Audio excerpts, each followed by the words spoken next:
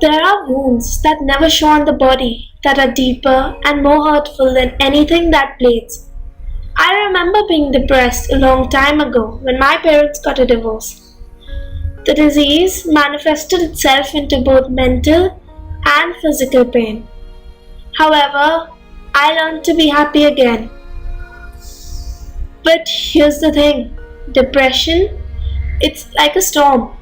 It starts slowly, beating away at you slowly, and then it becomes stronger and causes more damage.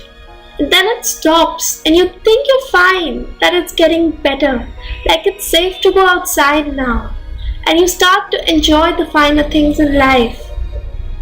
Then, out of nowhere, it hits you again, knocking you down harder than before until you know more.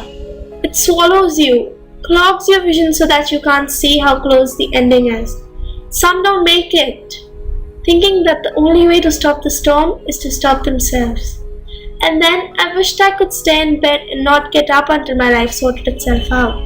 After my mother killed herself, I could not be my old self. I remained tired, I wanted to sleep, and I just wanted to run away. My room and my own body remained so unkempt. The emotion of sadness had taken over every other emotion there was.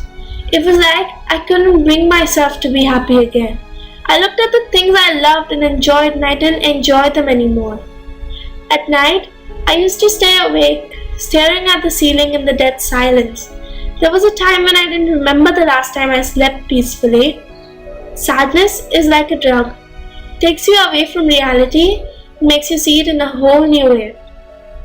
Sometimes memories escape my mind and roll down my cheeks. And the worst part is when your tank of emotions is already full and you're at the wrong place to release everything through tears. Let me tell you, depression is a prison where you're both the suffering prisoner and the cruel jailer. Sometimes I would just be sitting at home and suddenly it would be 2 a.m. and I couldn't sleep and the tears wouldn't stop and I felt so alone I couldn't even breathe. And sometimes it hit me out of nowhere.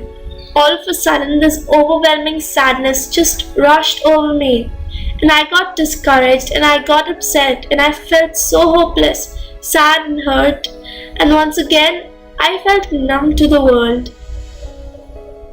At that time, my friends probably thought I was such a horrible person, but I swear I didn't ignore them on purpose. It was just that sometimes I got terrified to talk to people and I didn't want to seem annoying or clingy. I never knew if people actually considered me a friend or not, so I didn't know if I was allowed to just randomly start conversation. I didn't know if they cared about the story I wanted to tell them. I just stayed silent, and even though I missed talking to them, I couldn't. Plenty of people asked me what was wrong, but I found that none of them cared. I found myself thinking of ways to end all of this. I remember I thought about how happy it would make me if I jumped off a building or if I overdosed on some pills. Sometimes I would bleed just to know I was alive. It felt like it was a war I could not win. I consistently thought, what is the point of living if we're destined to die anyway? I just felt so alone. And I often thought that a bullet to the heart would hurt less than the persistent sadness. All I wanted in my life was for the pain to be a little meaningful.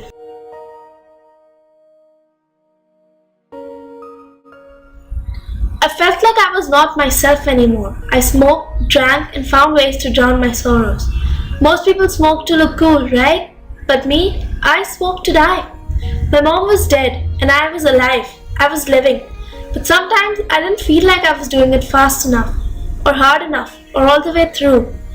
And it was at times like this when I could understand wanting a cigarette in my hand, then in my mouth, then in my hand again, holding the cigarette, tending to it, and then flicking it like it meant nothing. The bottle of whiskey, it wasn't there to quench my thirst, but to make me forget how empty I felt. I guess I was waiting for that. It wasn't easy seeing yourself do something you promised you wouldn't, but I guess it isn't supposed to be easy. If you're in a dark place, any of you, please seek help. People want to help you. You are not alone. Often in life, it is easy to feel alone. It is a solitary experience. Nobody will lead the life that you're leading, but so many people want to connect with you. So many people want to be able to be there for you because they know what the feeling is like, and they want to be there to support you the same way they want somebody else to be there. Remember that happiness is a way of travel, not a destination. If you know someone who's depressed, please resolve to never ask them why. Depression isn't a straightforward response to a bad situation. It's just like the weather. Try to understand the blackness, the lethargy, the hopelessness, and the loneliness they're going through. Be there for them when they come through to the other side. It is the noblest and the best things you will ever do. The first step to changing your life is changing your mind in some way. You must be open to new thoughts, new interpretations, and new perceptions.